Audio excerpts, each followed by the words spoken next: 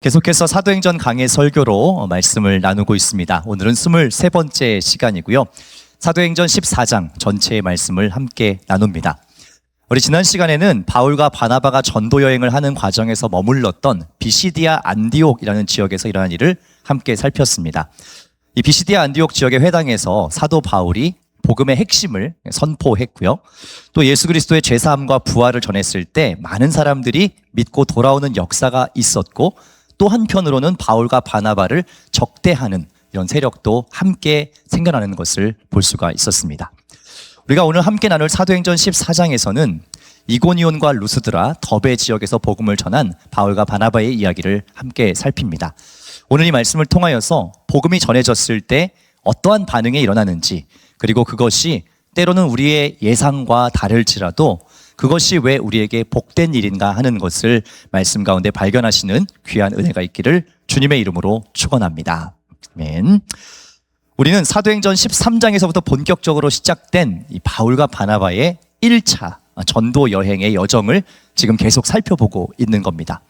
특별히 이방인 선교에는 다양한 지역들이 나오고요, 또 지명들이 나옵니다. 그리고 그 지역마다 독특한 사건 혹은 특징들이 다 있기 때문에 어느 정도 여러분들이 이제부터는 이 지리적인 동선과 좀 지역의 특성을 조금씩은 이해하면서 말씀을 들으시는 게 조금 더 이렇게 선명하게 이 여정들을 그려가는 도움이 됩니다. 또 제가 오랜만에 다시 설교를 이어가고 있기 때문에 다시 한번 기억 차원에서 지난 13장에 나왔던 이방인 선교의 동선을 좀 간단하게 정리를 해봤습니다. 1번, 이 안디옥 지역이 여러분 이방인 선교의 전초 기지가 되는 이제 본부라고 생각하시면 됩니다. 이 안디옥 교회는 이제 이방인 선교를 중심으로 하는 교회다 말씀을 드렸고요. 그 두 번째 나오는 실루기아라고 하는 곳은 이제 바울과 바나바가 배를 타고 본격적으로 출발했던 항구 도시입니다. 살라미는 구브로섬에 도착해서 회당에서 말씀을 전했던 곳이고, 여기에서부터 마가 요한이라고 하는 사람이 수행원으로 함께 합류하게 됩니다. 그리고 바보라고 하는 지역에서는 여러분 기억하시는 대로 바예수라고 하는 거짓 선지자를 심판하고, 또 그 지역의 총독 서기오 바울이 회심하는 일들을 여러분 기억하실 겁니다. 또 버가에서는 이 수행원이었던 마가 요한이 이탈하는 사건이 벌어지고요. 비시디아 안디옥에서도 유대인의 회당에서 복음 설교를 하고, 또 많은 이들이 믿고 또 많은 대적자들도 함께 생기는 것을 우리가 지난 시간 말씀에서 함께 살펴보았습니다. 여기까지가 사도행전 13장의 여정이었고요. 오늘 이어지는 14장에서는 총 3군데의 지역을 더 이어서 방문하며 1차 전도 여행의 모든 동선이 마무리되게 되는데, 오늘은 이고니온, 루스드라, 더베라고 하는 이 3 지역을 방문하게 됩니다. 먼저 이고니온에서 일어난 사건을 살펴보면 좋겠는데요. 우리 1절 말씀을 한 목소리로 읽겠습니다. 이에 이고니온에서 두 사도가 함께 유대인의 회당에 들어가 말하니 유대와 헬라의 허다한 무리가 믿더라. 아멘.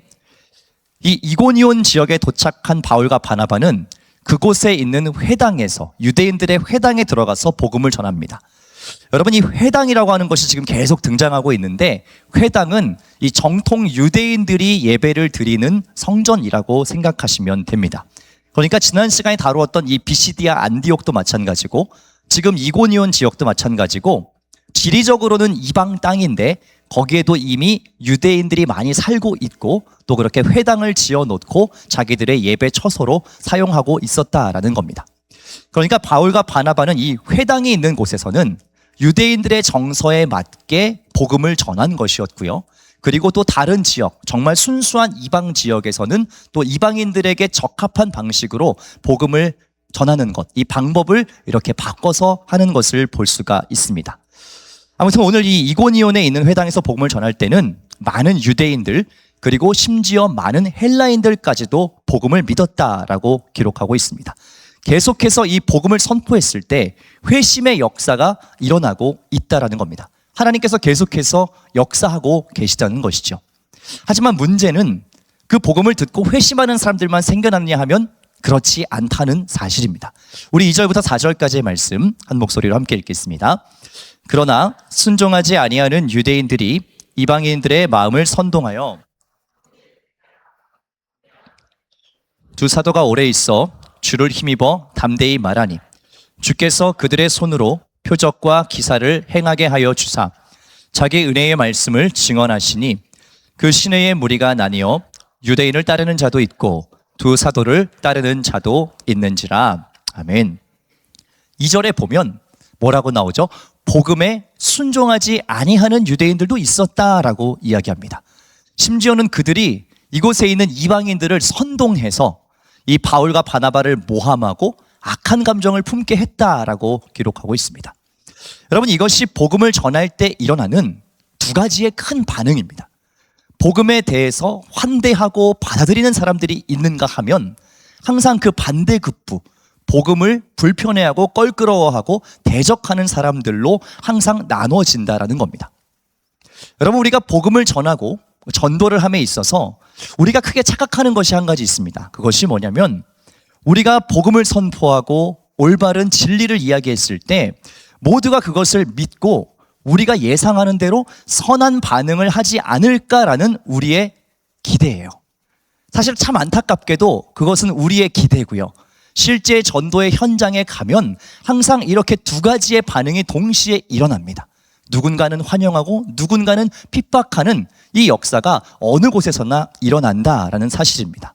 왜 그러냐면 그것이 복음의 속성이기 때문에 그렇습니다.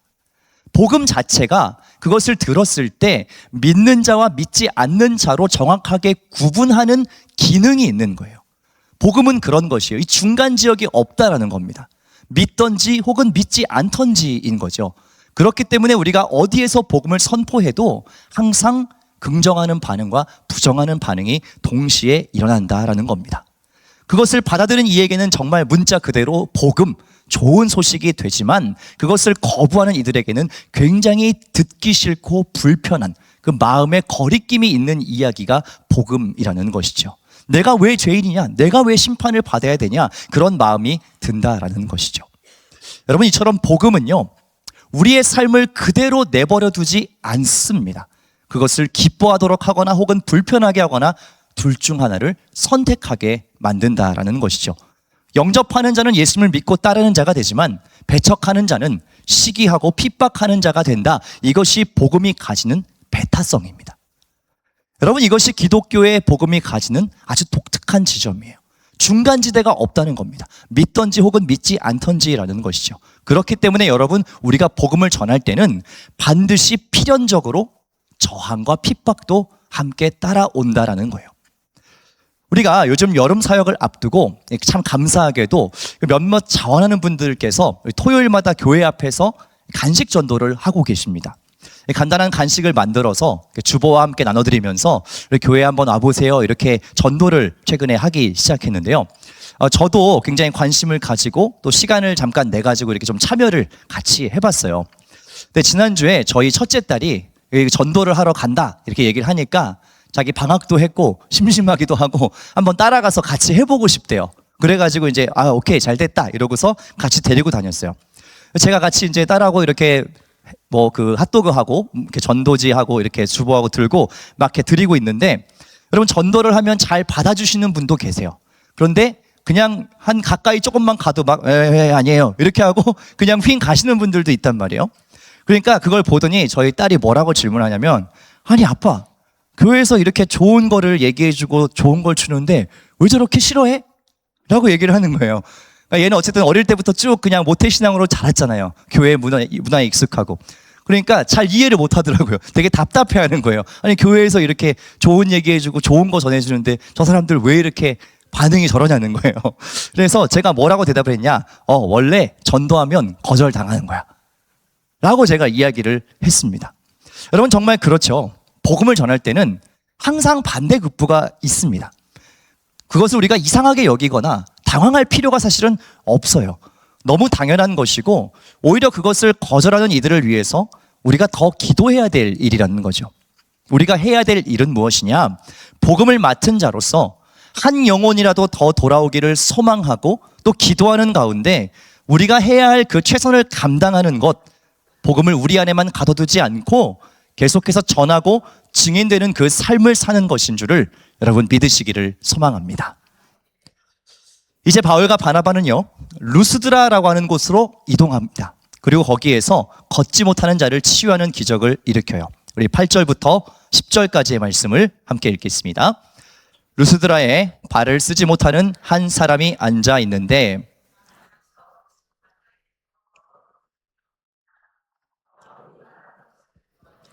바울이 주목하여 구원받을 만한 믿음이 그에게 있는 것을 보고 큰 소리로 이르되 내 발로 바로 일어서라 하니 그 사람이 일어나 걷는지라. 아멘. 이 루스드라 지역에 도착해서 바울과 바나바가 누구를 만나느냐? 태어날 때부터 걷지 못하는 사람을 만나게 됩니다. 그리고 그를 주목하고 그에게 일어나라 선포합니다. 그리고 그가 걷게 되죠. 여러분 어디서 많이 보신 장면 아니십니까? 어디서 봤죠 우리가? 사도행전 3장에서 베드로와 요한이 성전 미문에 앉아있던 그 걷지 못하는 자를 일으켰던 그 장면과 아주 동일하게 오버랩되는 사건입니다. 그리고 더 앞서서는 예수님께서도 베데스다에서 38년 된 움직이지 못하는 병자를 고치시는 사건이 있었죠. 즉 오늘 이 바울과 바나바를 통해서 그리고 앞선 사도행전 3장에서 이 베드로와 요한을 통해서 우리가 발견할 수 있는 사실은 무엇이냐면 복음을 전하는 과정을 통하여서 그 복음 전하는 일을 하는 자는 예수님께서 행하신 그 일과 동일한 일들을 행하게 된다는 사실입니다. 즉 예수 그리스도께서 이 땅에서 하신 그 사역들에 우리가 동참하고 함께하고 예수님 감당하신 그 경험들을 우리도 동일하게 경험하는 그러한 특별한 은혜가 전도하는 이들에게 주어진다는 사실입니다. 여러분 그렇기 때문에 전도하는 일은 가장 영광된 일이에요. 가장 영광된 일입니다. 그냥 우리가 해도 그만 안 해도 그만이 아니고 전도를 할 때 우리가 가장 예수님과 가까워질 수 있고요. 예수님께서 경험하신 그 모든 것들을 우리도 동일하게 경험할 수 있다는 사실이에요.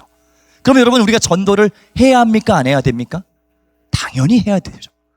예수님이 걸어가신 그 길을 가장 따를 수 있는 좋은 방법, 전도하는 길이에요.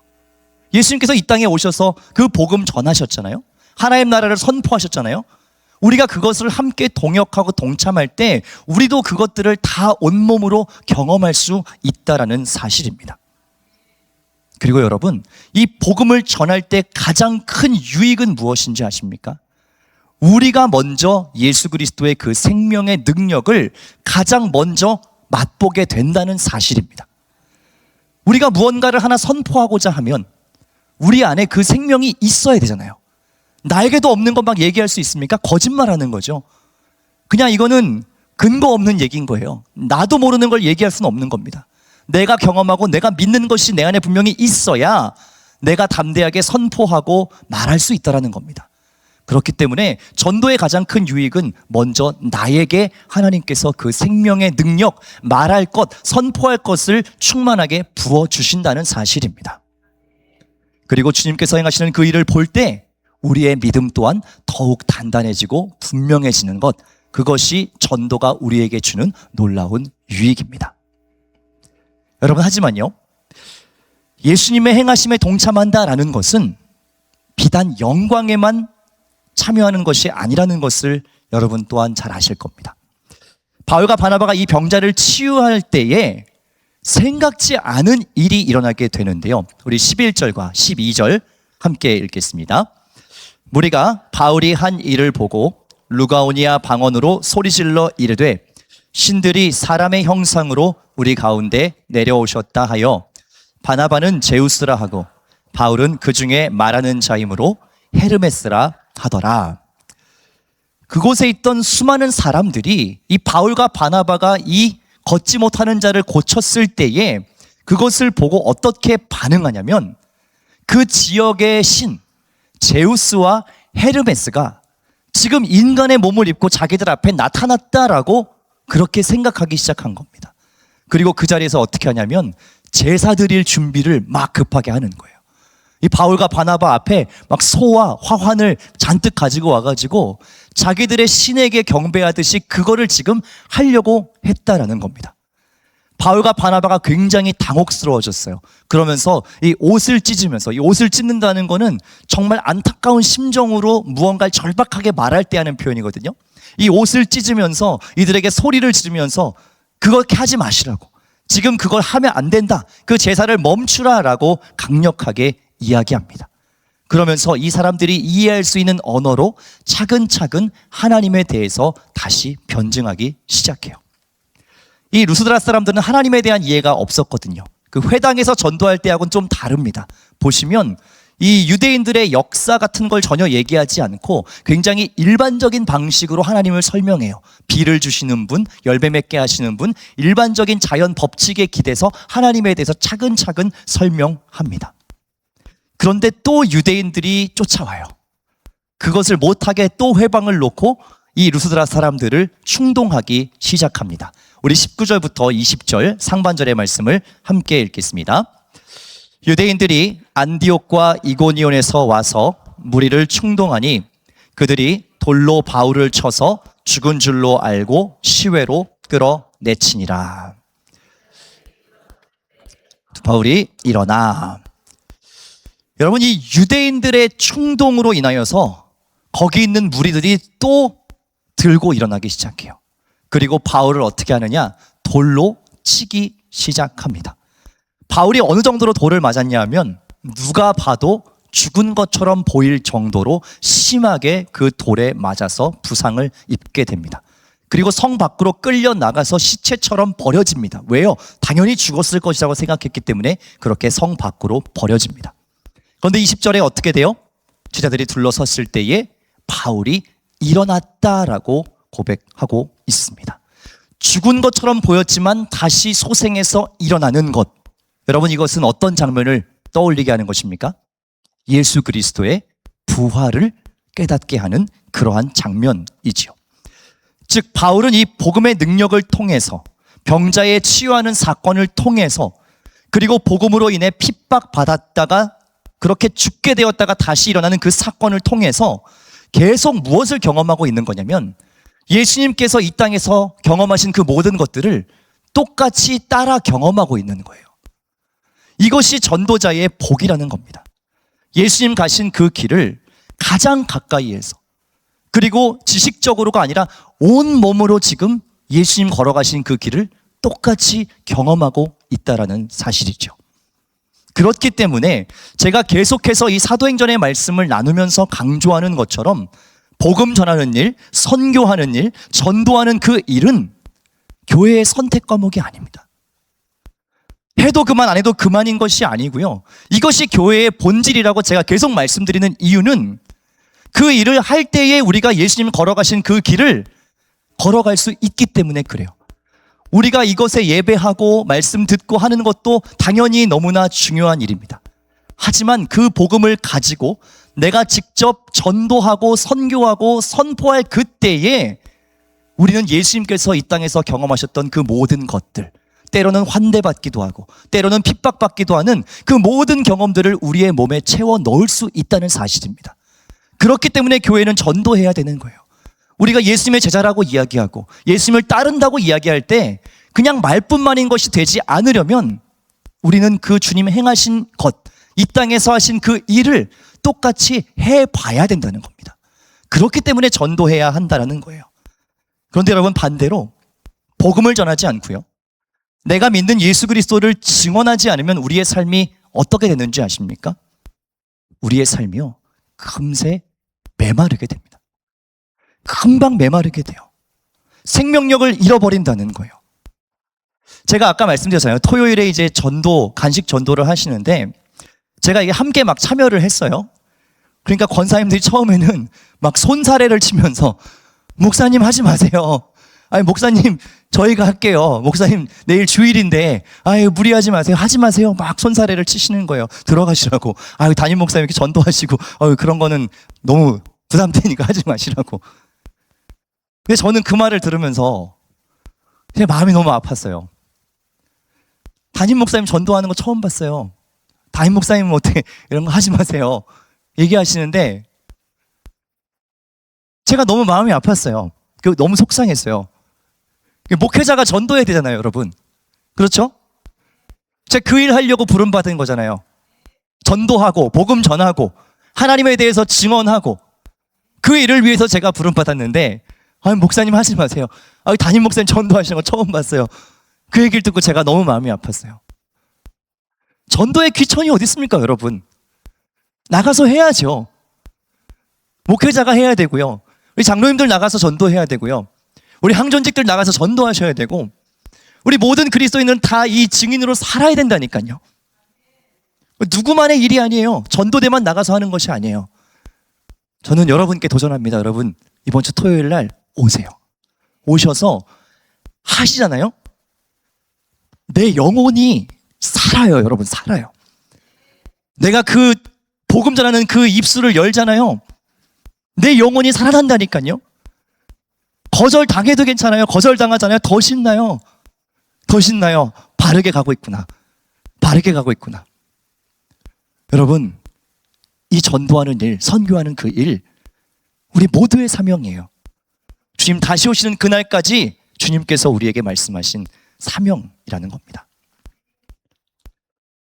여러분, 우리가 그렇게 교회 안에서만, 또 책상에 앉아서만, 이렇게 예배의 자리에서만 그렇게 앉아 있어서는 안 됩니다. 교회 밖으로 나가야 되고요. 이방인의 땅으로 찾아가야 되고요. 그렇게 나가야 된다는 거예요. 여러분, 복음을 전하시고 핍박도 받으시고 그러면서 예수님과 더 가까워진다는 겁니다. 그것 하지 않고는 우리의 생명력이 유지되기가 심히 어렵습니다. 우리 마지막으로 바울이 더베에 머무는 동안에 그곳에 세운 제자들에게 전한 권면을 우리 읽고 또 함께 기도하는 시간을 가지면 좋겠습니다. 우리 22절의 말씀 함께 읽겠습니다. 제자들의 마음을 굳게 하여 이 믿음에 머물라 있으라 권하고, 또 우리가 하나님의 나라에 들어가려면 많은 환난을 겪어야 할 것이라 하고. 아멘. 사랑하는 여러분, 이 사도 바울의 고백처럼 우리가 하나님 나라에 들어가기까지, 주님 다시 오실 그때까지 우리는 복음으로 인해서 이 땅에서 많은 환난과 핍박을 겪습니다. 그것을 이상히 여기지 마세요. 그것은 당연한 것이고요. 어쩌면 우리가 올바르게 가고 있다는 증거가 됩니다. 거꾸로 우리가 신앙생활하면서 어떠한 불편함과 어떠한 거절, 어떠한 핍박도 없다? 오히려 저는 그것을 더 두렵고 떨리는 마음으로 살펴야 된다고 생각해요. 우리의 삶에 복음으로 인한 핍박과 불편함이 아무것도 없다? 사실은 우리가 바른 길을 걷지 못하는 것일 수도 있다는 이야기입니다. 두렵고 떨리는 말씀이지요. 목회자인 저부터도 항상 그 생각을 해요. 내가 신앙으로 인하여서 너무 편하고 모든 것이 그냥 다 물 흐르듯 좋고 혹시 그렇지는 않은가? 혹시 나도 주님을 따른다고 입으로는 많이 이야기하면서 그 모든 불편함과 그 모든 거절감들을 다 피해서 살아가려고 하는 것은 아닌가 하는 것을 저도 항시 돌아보려고 해요. 여러분, 이 복음을 바르게 따르면요, 늘 핍박이 따라옵니다. 하지만 그 핍박은 우리를 꺾는 핍박이 아니고요, 우리를 더욱더 단단하고 강하게 하는 핍박이고요, 주님 걸어가신 그 길을 우리가 바르게 가고 있다는 그 확신이기 때문에 우리로 하여금 더욱더 그 길을 힘있게 나아갈 수 있도록 만드는 그러한 핍박이라는 겁니다. 여러분, 두려워하지도 마시고 당황하지도 마시고, 여러분, 그 길을 우리가 잘 걸어가고 있는 것이기 때문에 끝까지 그 길을 잘 걸어갈 수 있었으면 좋겠습니다. 바라는 것은 우리가 더 전도하고 더 선교하는 교회, 그렇게 생명력 넘치는 교회로 다시 새로워질 수 있기를 소망합니다. 우리의 마음을 하나님 안에서 단단하게 하시고 또 그 믿음 가운데 늘 머무시는 저와 여러분들, 우리 왕십리 중앙교회 모든 성도님들 되시기를 주님의 이름으로 축원합니다. 아멘.